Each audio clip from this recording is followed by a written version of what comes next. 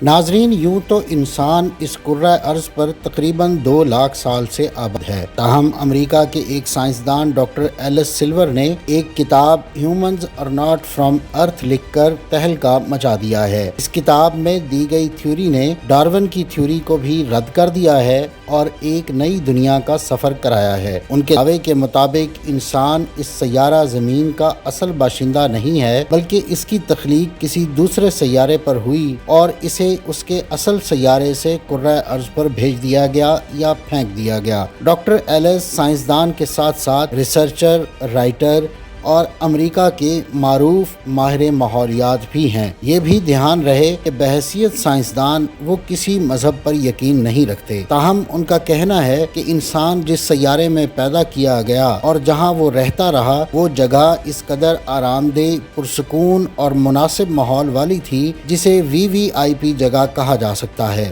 وہاں انسان بہت ہی نرم و نازک ماحول میں رہتا تھا۔ اس کی موجودہ نازک مزاجی اور آرام پسند طبیعت سے معلوم ہوتا ہے کہ اسے اپنے اصل سیارے پر غذا کے حصول کے لیے کچھ بھی نہیں کرنا پڑتا تھا۔ یہ اس سیارے کی ایسی لاڈلی مخلوق تھی جسے اتنی آرام دہ لائف میسر تھی۔ وہ ماحول ایسا تھا جہاں سردی اور گرمی کی بجائے مسلسل بہار جیسا موسم رہتا تھا، اور وہاں سورج جیسے خطرناک سیارے کی دھوپ کی الٹرا وائلٹ شعاعیں بالکل نہیں تھیں جو اس کی برداشت سے باہر اور تکلیف دہ ہو سکتی ہیں۔ کبھی اس مخلوق یعنی انسان سے کوئی غلطی ہوئی اور اسی غلطی کی وجہ سے اسے آرام دہ ماحول سے نکال کر زمین پر پھینک دیا گیا۔ جس نے انسان کو اس سیارے سے نکالا وہ کوئی بہت طاقتور ہستی ہے اور اس کے کنٹرول میں تمام کائنات کا نظام ہے۔ وہ جسے چاہتا جس سیارے پر چاہتا ہے جزا یا سزا کے طور پر کسی بھی طرح بھیجنے کا اختیار رکھتا ہے۔ وہ مخلوقات کو پیدا کرنے کا اختیار بھی رکھتا ہے۔ ڈاکٹر سلور کا کہنا ہے کہ زمین کسی ایسی جگہ کی مانند تھی جسے جیل قرار دیا جا سکتا ہے، جہاں صرف مجرموں کو سزا کے طور پر بھیجا جاتا ہو، کیونکہ زمین کی شکل بالکل ایک جیل کی طرح ہے۔ یہ خشکی کے ایک ایسے ٹکڑے کی شکل میں ہے جس کے چاروں طرف سمندر ہی سمندر ہے۔ یہاں انسان کو بھیج دیا گیا۔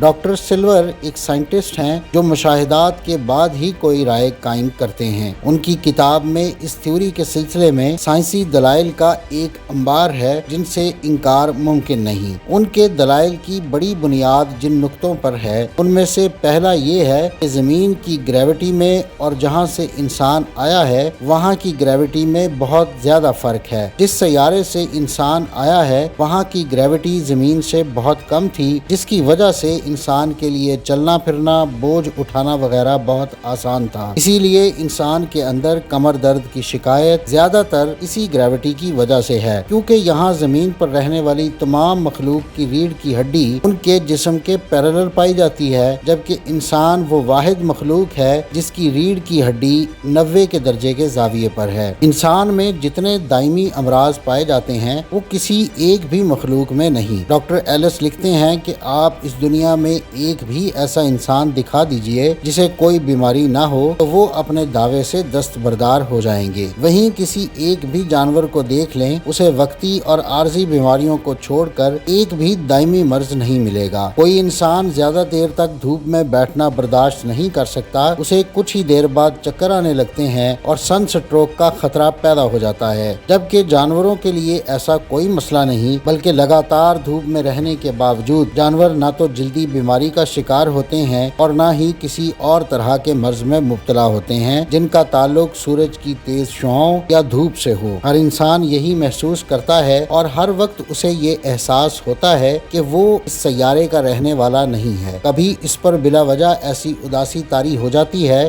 جیسے کسی پردیس کے رہنے والے پر ہوتی ہے، چاہے وہ بے شک اپنے یہاں کے گھر میں اپنے قریبی رشتہ داروں کے پاس ہی کیوں نہ بیٹھا ہو۔ زمین پر رہنے والی تمام مخلوقات کا ٹیمپریچر آٹومیٹک طریقے سے ہر سیکنڈ کے بعد ریگولیٹ ہوتا رہتا ہے، یعنی اگر سخت اور تیز دھوپ ہے تو ان کے جسم کا درجہ حرارت خودکار طریقے سے ریگولیٹ ہو جائے گا۔ जबकि अगर उसी वक्त बादल आ जाते हैं तो जिस्म का टेम्परेचर साए के मुताबिक एडजस्ट हो जाएगा। वहीं इंसान के जिस्म में ऐसा कोई सिस्टम नहीं, बल्कि इंसान बदलते मौसम और माहौल की वजह से बीमार होने लगता है। मौसमी बुखार का लफ्ज सिर्फ इंसानों में ही पाया जाता है। इंसान इस सैयारे पर पाए जाने वाले दूसरे तमाम जानदारों से बहुत मुख्तलिफ है। उसका DNA और जीन्स की तादाद सैयारा ज़मीन पर पाए जाने वाले दूसरे तमाम जानदारों से मुख्तलिफ है। ज़मीन के असल बाशिंदों यानी जानवरों को अपनी ग़ज़ा हासिल करना और इसे खाना मुश्किल नहीं है। वो अपनी ग़ज़ा को डायरेक्टली खाते हैं, जबकि इंसान को अपनी ग़ज़ा के चंद लुक़मे हासिल करने के लिए हज़ारों जतन करने पड़ते हैं। पहले चीज़ों को पकाकर नरम करना पड़ता है, फिर उसके मेदे और जिस्म के मुताबिक ग़ज़ा इस्तेमाल के काबिल होती है। इससे ज़ाहिर होता है कि इंसान ज़मीन का रहने वाला नहीं है, और जब ये अपने असल सैयारे पर था तो वहाँ इसे खाना पकाने की तकलीफ नहीं करनी पड़ती थी, बल्कि ये हर चीज़ को बराह रास्त खाने के लिए इस्तेमाल कर सकता था। इसके अलावा ये अकेला 2 पाँव पर चलने वाला जानदार है, जो उसके यहाँ एलियन होने की निशानी है। इंसान को ज़मीन पर रहने के लिए बहुत ही नरमो गुदाज बिस्तर की ज़रूरत होती है,